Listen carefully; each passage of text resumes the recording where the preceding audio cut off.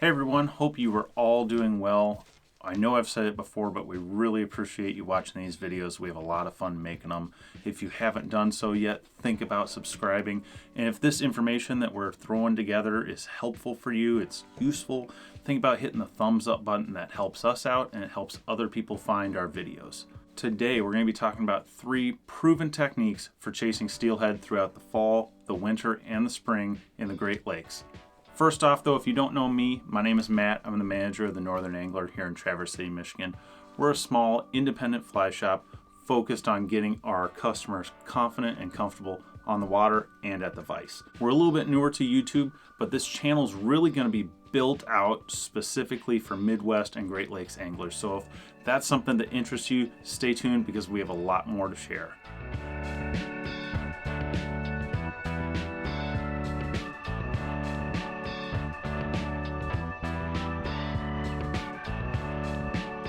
As I mentioned, we're going to be talking about 3 techniques that have really worked well for us over the years, and tons of anglers utilize these. I just want to let you know this is a total overview video. This is not going to be a deep dive into exactly how to rig up your chuck and duck setup, exactly what weight for what hole. No, this is going to be an overview, and we want it to be helpful for those of you who are new to steelhead fishing. Maybe you've done it for a season and you're curious about throwing an indicator instead of a chuck and duck setup. Maybe you're brand new. That's who this video is for. The 3 big things we're going to be hitting on is what each one of these techniques is, how it goes together and how it's used, and then when it makes the most sense to use it. Before we get to techniques, however, we need to talk about fly rods, because each one of these techniques, you're gonna have to have a fly rod first. And I know someone is going to ask, one of the first comments we'll get is, what rod do I need? And it's not a difficult question to answer. Really, a 7 weight or an 8 weight in any one of these techniques is just gonna be perfect. The difference between the two really has a lot to do with the water you're fishing and the fish you're fishing to. In Michigan here, we're very lucky to have larger fish. However, a lot of our wade-friendly rivers are a little bit smaller and they're full of wood. So a heavier rod, an 8 weight, is the ideal rod because you can control those fish in a smaller environment quickly.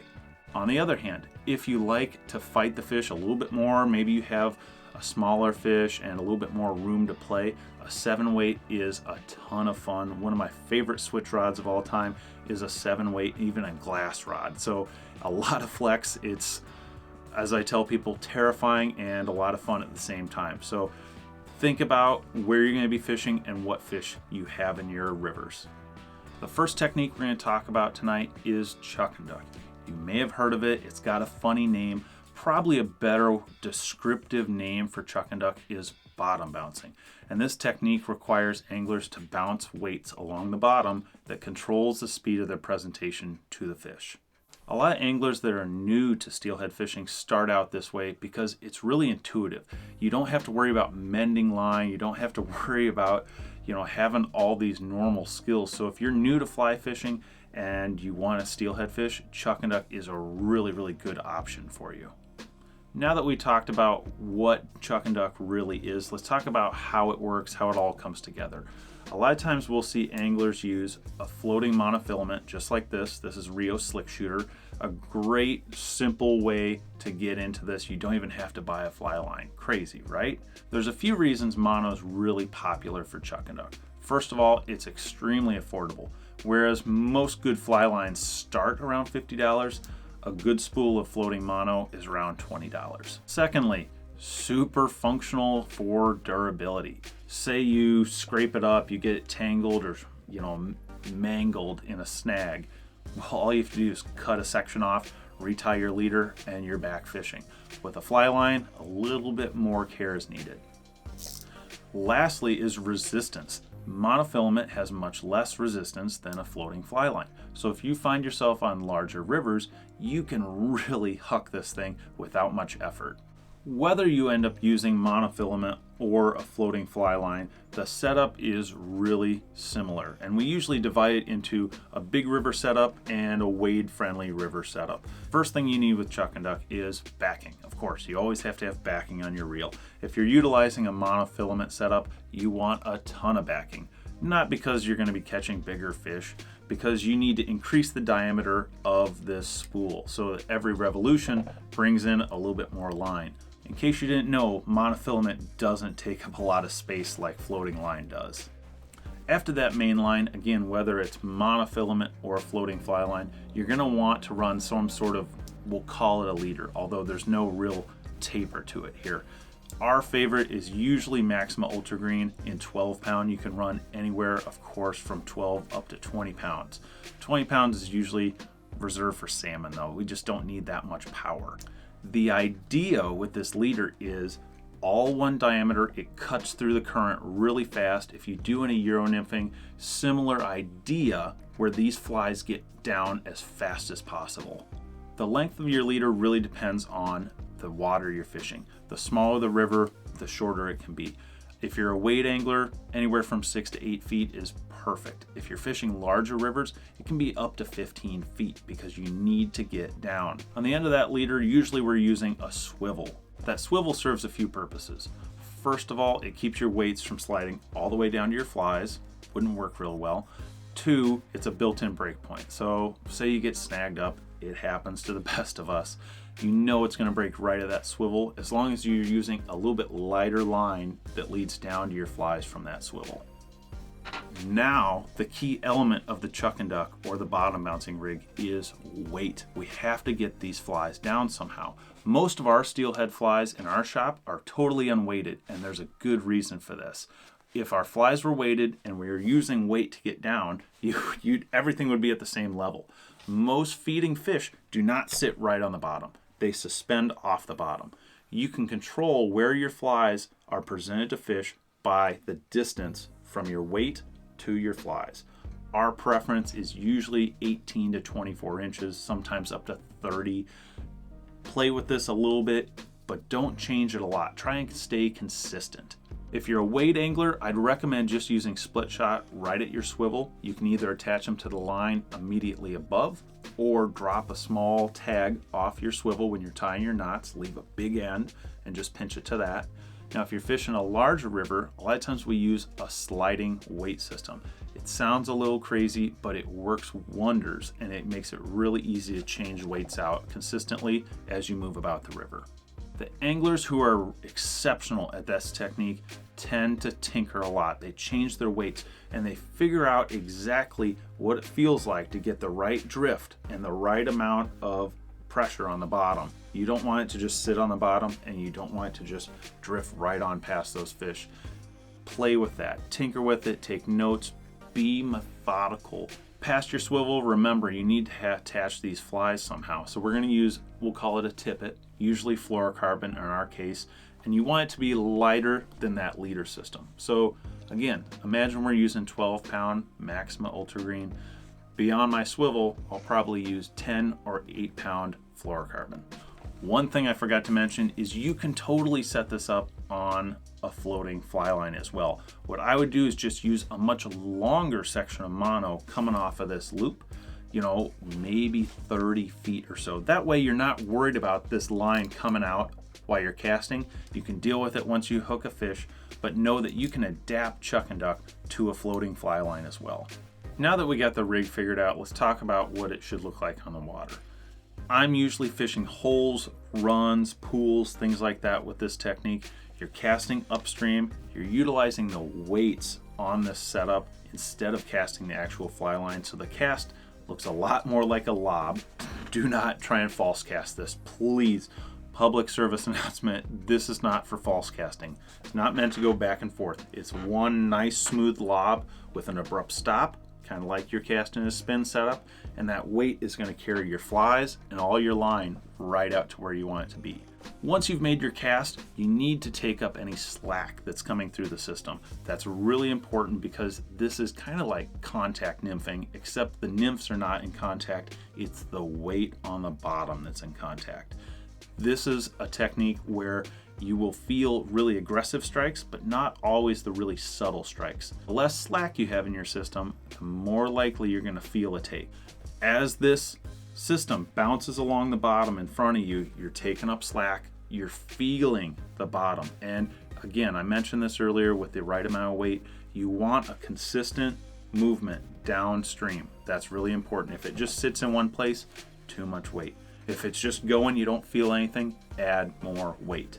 The last thing we should talk about with chuck and duck is where it makes sense to use. It's not a technique for every piece of water, just like none of these techniques are perfect for every piece of water. Where it makes the most sense is rivers and streams without tons of debris on the bottom. We're talking about wood, we're talking about shopping carts, whatever you have.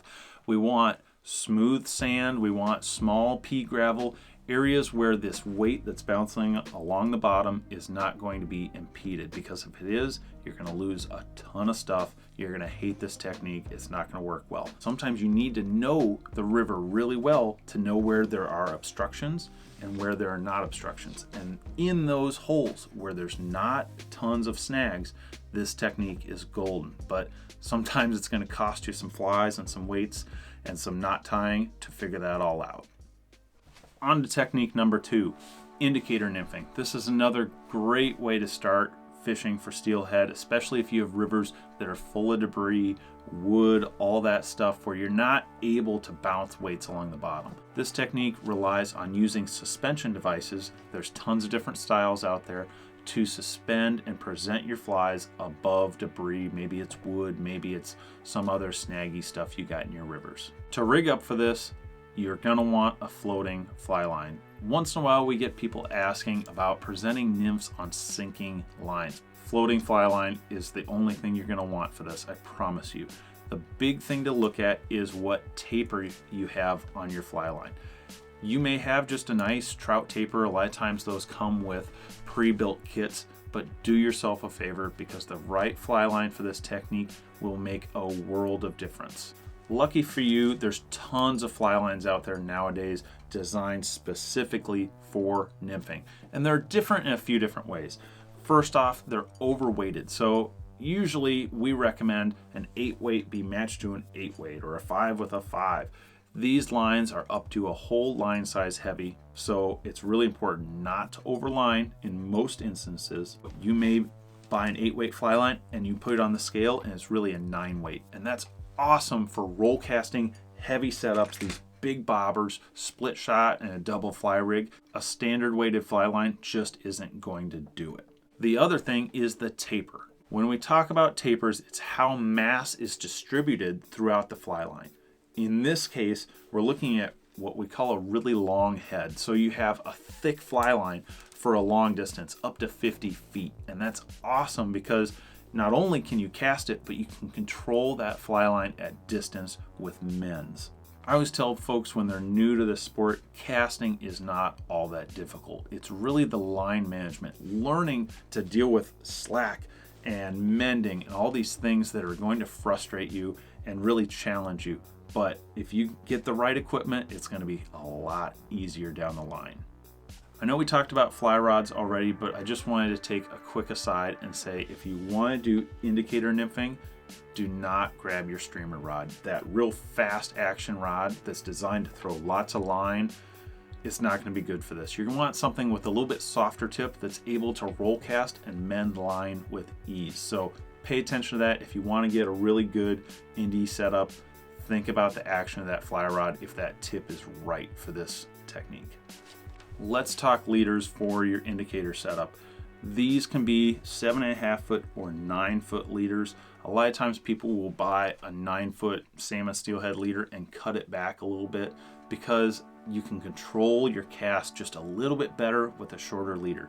And that's what we're looking for. We're looking for this sweet spot of how far to have your fly line and everything away from your flies, but not spook fish, and still maintain as much control as possible.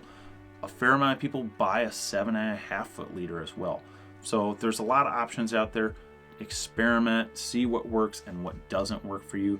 Indicator nymphing is all about manipulating variables and really figuring out what works in your water. On the end of that leader, we're gonna mimic what we did exactly on the chuck and duck setup. There's gonna be a barrel swivel. This again, it serves a few different purposes. It keeps your weight from sliding all the way down to your flies, and it provides a built-in break point. So when, not if, when you snag up and you break off, you can just retie real easy. Where you put your weights doesn't change a whole lot, whether you're fishing in a big river or a small wade-friendly river. Usually you see them concentrated right at the swivel. It's just easy that way. Unless you're fishing something like this float that really utilizes a string of weights and makes for an extremely sensitive setup, you can just put your weight right at the swivel. There's two ways to do that. You can pinch it right to your leader, that tapered leader we talk about, or you can drop a tag off your swivel and attach it right there. The nice thing with that tag is that if your weight is contacting the bottom, the whole rest of your system isn't. So you know if you get snagged up, usually the weights are going to go and nothing else.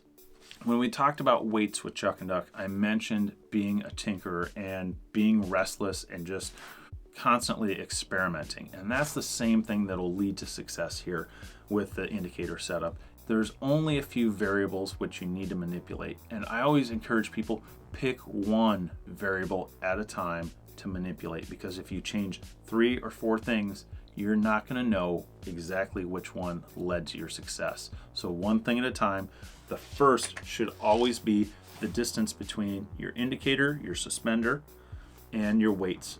Not your flies. Your flies don't really come into this equation. It should always be between your bobber and your weights, okay? Usually, again, I'm famous for giving bad answers to good questions, but the depth of the water is the first thing we pay attention to when deciding that distance. Out west, when I lived out there, it was always commonplace to use 1.5 times the assumed depth that you were fishing should be roughly the distance between your bobber and your weights. Here in the Midwest, we don't have raging waters that we did out west. And so a lot of times for me personally, this is my personal experience, I'll start around 1 times the depth because our rivers are a lot slower and you end up with a more vertical presentation in these rivers. You don't have the current dragging on your line quite as much. So when I say that, that 1 times, what I mean is, say this run is 4 feet deep, I'm going to set the distance between my indicator and my weight right around 4 feet and then slowly slide it up if I don't feel like I'm fishing down low enough. The second thing to manipulate is your weights, of course. Once you feel like you've exhausted all your options with how much distance you can actually functionally get out of your setup, add some more weight. A lot of guys do not fish enough weight. Those fish in colder water are going to be less likely to chase down your flies, even if it's the best tide fly ever. I mean, just the juiciest egg, whatever you got.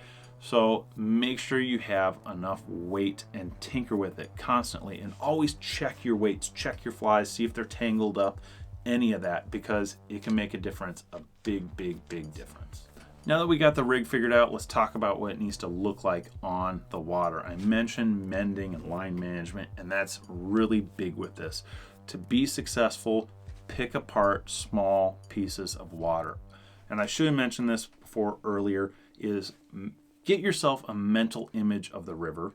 Say, bird's eye view, you're looking down, and create a highway. Maybe it's a small river and it's a 4-lane highway. Maybe it's a little bit larger river and it's a 6 to 8 lane highway. And you should be presenting your flies down that lane several times before you move on. If you just go to the juicy water right away, you won't believe how many fish you pass up. So use a progression, slowly work your way across, slowly work through those presentations, and make sure you put several casts in each one of those lanes. Make the appropriate adjustment, because each one is going to have their own microcurrents, their own depth, their own speed, all of that. It's becoming a technician, and that's going to catch you fish. What this setup looks like on the water is really simple. It's an upstream cast, usually a mend to make sure your line is not swept below your float or your indicator, because that's going to drag it downstream.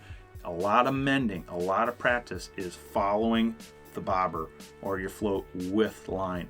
Subtle movements of that rod will achieve the best, because if you're throwing a big roll cast almost type of mend and your float moves every time, you're never going to know if you actually hook a fish.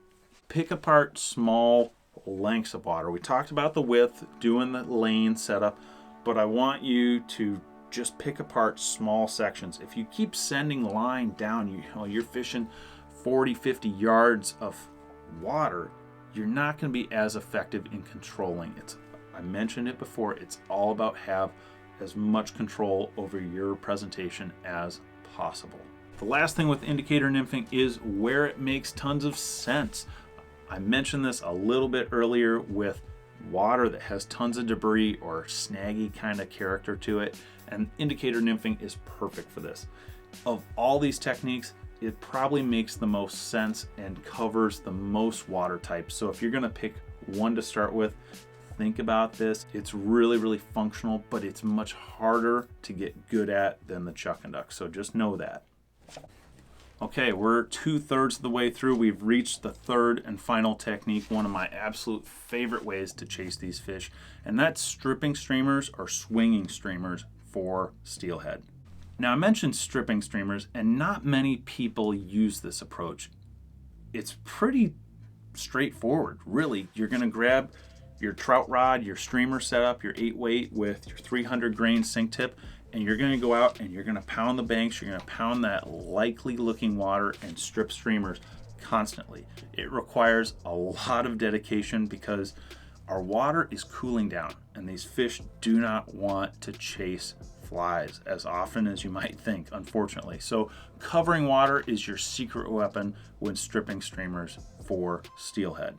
Because of that cold water I mentioned, most anglers end up using Spey style presentations for these fish. Most people think of Spey as a long 14-foot two-handed rod and this guy just casting forever across the river. It's the coolest thing, right? Well, line developments have changed that, and we can now use Spey techniques with single hand rods, and let me tell you, it's a riot. So know that this information I'm going to throw in the Spey section here is applicable for single hand and two-handed rods. Just so you know, Spey is quite the rabbit hole in fly fishing, and we're going to do a deep dive video, probably more than one, and talk about them because there's just so much to discuss and it can be overwhelming. There's two main types of Spey fishing in the Great Lakes and most of the world because there's two types of lines you're going to run into. Number one being a Skagit line, not Skagit. This is not Bob Skagit's America's Funniest Videos. Skagit. Say it with me now. Skagit. Got it? These are large, chunky lines, usually fairly short, and they are the hammer of Spey fishing. You can cast all the way across the river. You feel like a superhero. They're great at carrying large, heavy sink tips to get big flies down to aggressive fish. On the other end of the spectrum is Scandi. Much easier to say, right? Scandi, yeah. Scandi tends to be a much finer presentation. You have longer lines, and think of it as your finesse presentation in Spey fishing. There is some crossover between the two, absolutely, but these heads are great for targeting pressured fish. Maybe you don't have really deep water. You don't need a big sink tip to get down. Scandi is the answer. Now that we've talked about what Spey fishing looks like in the Great Lakes, a little bit at least, I know, we've just scraped the surface. It's a whole iceberg setup. You know, it's all down here. You can see this thing. Yeah. Anyways, let's talk about how it's all set up because most of these systems are really similar. There's just a few differences. First of all, you need your reel. Check. You need backing. Check. You need a running line. Now, running line tends to be a really thin line. It can be a few different things. It can be mono, kind of like the chuck and duck setup. It can be braid. It can even be a really, really thin floating fly line. You need a running line because you need a connection to this short head. Some of these heads are only 12 feet long.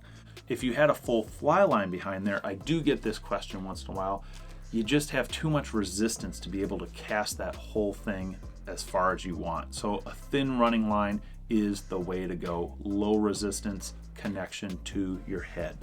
Once you got your running line, you need a head. And this is what's really gonna do the work for you. It's really gonna propel your flies out there. So think about your water types, whether you need a Skagit or a Scandi head. And again, talk to local anglers. Everyone's willing to share information out there. Please support your local shops we're of course happy to help with this stuff, but the guys who are in your rivers every day are going to be better at helping you for your local techniques. So support your local businesses. I should mention also there's a new thing that's really, really cool. It's called an integrated setup, and that's where you have running line attached to the head of your setup.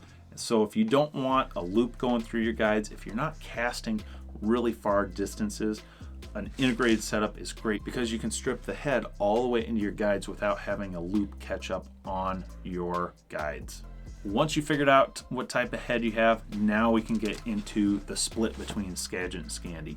Skagit, you're going to need a tip. You have to have some sort of sink tip for this line, even if you have an intermediate or a sinking Skagit head.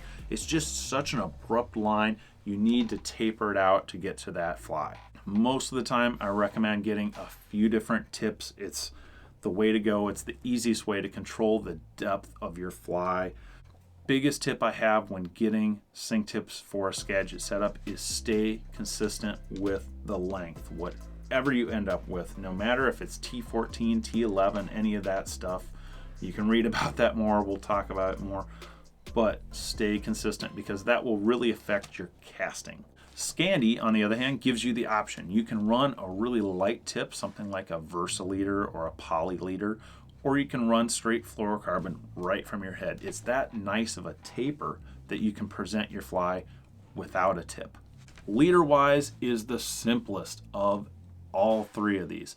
I would just use straight monofilament or fluorocarbon, whichever you prefer, and usually anywhere from 3 to 4 feet. The thing to remember is you're fishing a streamer. If these fish want to attack it, they're going to attack it. Don't worry, don't sweat the leader too much. Just make sure your fly gets down. Biggest thing is don't use too much leader. Anything beyond 5 feet, you're losing the effect of the sink tip. It's trying to pull your fly down, but you're fishing up here, your line's up here. You're not as connected as you probably should be. Now that we got rigged up, let's talk about what this looks like on the water. Spey fishing is downstream, which makes for great wading. It's one of my favorite winter activities. I kind of just zone out and cast for a few hours, and if I catch a fish, that's a big bonus too. So typically we're casting 45 degrees across the river to a likely holding spot. Always cast a wood, and you're letting that line create a small belly, and that tension that you're holding, you're pinched there, that tension is bringing the fly across, and a lot of times fish tend to hook themselves. That doesn't mean you shouldn't set the hook on them. So usually after we feel a few head shakes, we'll actually do a small strip set and then bring the rod back. I know I've hammered on tinkering with the chuck and duck setup, indicator setup. I do believe in tinkering with Spey as well. Pick one variable. Again, I know I've said it before. Pick one variable to manipulate the depth of your fly. That can be a cone that slides on top of your fly. Most of the time, changing tips works great. Do a whole run, do a whole chunk of water, and then walk back up, change your tips, do it again. Learn it, figure out where those fish hold, and eventually you're gonna find a fish and you're gonna fall in love with swinging flies. The last thing with Spey fishing is when it makes sense. I know I talked briefly about stripping flies for steelhead. That makes the most sense in the fall and the spring when you have warmer water temperatures and more active fish. In terms of swinging flies, usually anglers in the Midwest wait for that egg bite kind of to subside in October and start up in November. But there's plenty of people that catch fish October into the cold months of December and January. Once we reach water temperatures around freezing, you need to slow your presentations down. You can still catch fish, but most of the time I'm looking for a nice warming trend, 3-4 days of warm weather above freezing before I head out. I don't want that temperature to be so cold that my guides are icing up every cast, especially with a longer rod. For this, you want to slow your presentation down, minimize the belly. I cast further downstream at a steeper angle and slow that swing through there, and that really helps. Heavier tips, more cones, heavier flies, and slow presentations. You're almost backing fish down, kind of like you're fishing plugs in a way, and it totally works. If you get bit, go back with a little bit smaller fly. You don't have to rest the fish too much. They're hungry. In the spring again, we have a big egg bite. You know, spawning fish usually don't eat a swung fly, but drop back fish do. Those fish are aggressive. They're looking to pack on some pounds, eat some calories, and that's a great time to catch fish in the spring on the swing. Okay, I've almost lost my voice. I appreciate you sticking with me. This has been fun. I know I probably missed some really important details that you're interested in, but again, think about hitting the subscribe button because we're going to do some deeper dives into these techniques and the intricacies of rigging. I hope this helps you get a little bit more comfortable into the world of steelhead fishing and maybe think about trying some new techniques. I'd love to hear from you. Leave us some comments down below. Again, think about hitting that thumbs up button. It helps us out and helps other people find these videos. I hope to see you all very soon out on the water or in the shop.